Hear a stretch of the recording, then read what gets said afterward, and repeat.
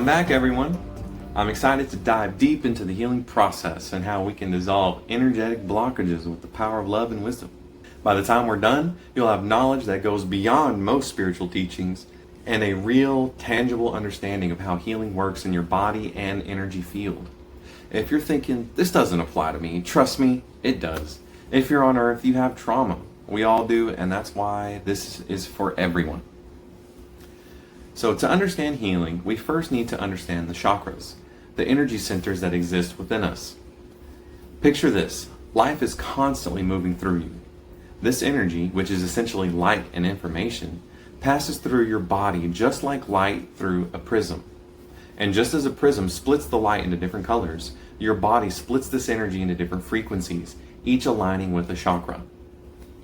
Red light travels the fastest, and that's why your root chakra, the one dealing with survival and grounding, is at the base of your spine.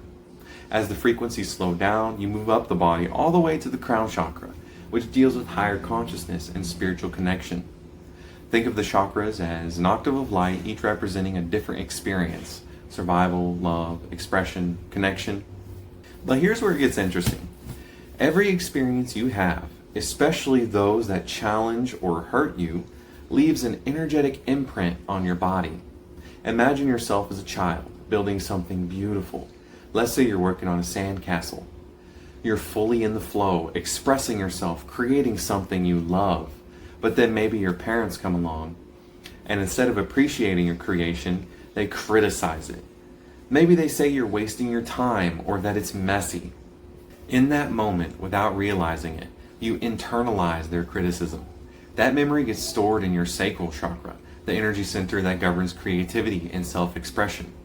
From that day on, your ability to create and express yourself may feel blocked. This is how blockages form. When we encounter experiences we don't fully understand or can't process, the body stores them away like unsorted files, waiting to be dealt with. The good news is that these blockages don't have to be permanent. They're not here to hold us back forever. They're here to show us where healing needs to take place. When we revisit those past traumas, whether it's childhood memories, emotional wounds, or recent challenges, the body responds. We start to feel those emotions again, sometimes as vividly as the day they happened. But this time, we have the power to respond differently.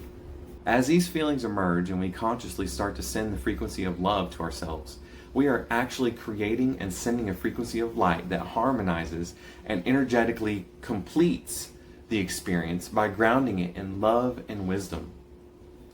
When this happens, an octave of concentrated white light is created, which quite literally burns the blockage away, similar to how light concentrated through a magnifying glass works. With the power of love, we burn away the blockage. But love alone isn't actually enough. To truly heal, we also need to implement wisdom.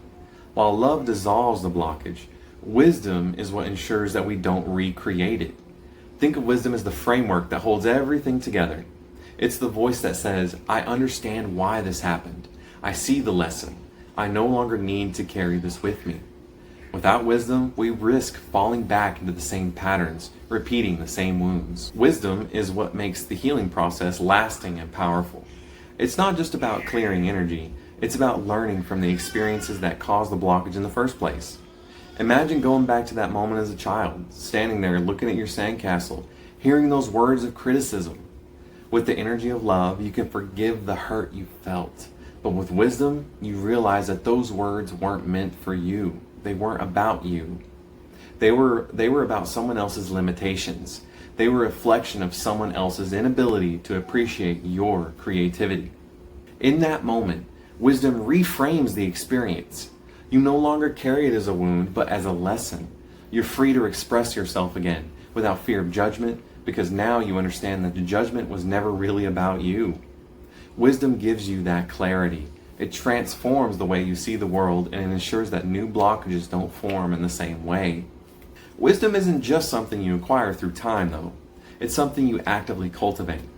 It's the ability to look at your life from a higher perspective, to understand the deeper meaning behind your experiences, and to see them as a part of your own growth.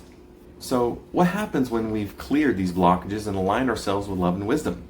The possibilities are limitless. The universe opens up to you in ways modern science can't explain because it rejects spirituality. There are ancient stories and whispers of people who have lived for hundreds of years, people who have transcended the cycles of life and death because they purified their bodies and aligned themselves with the flow of the universe. One of the most famous examples comes from the Emerald Tablet of Thoth.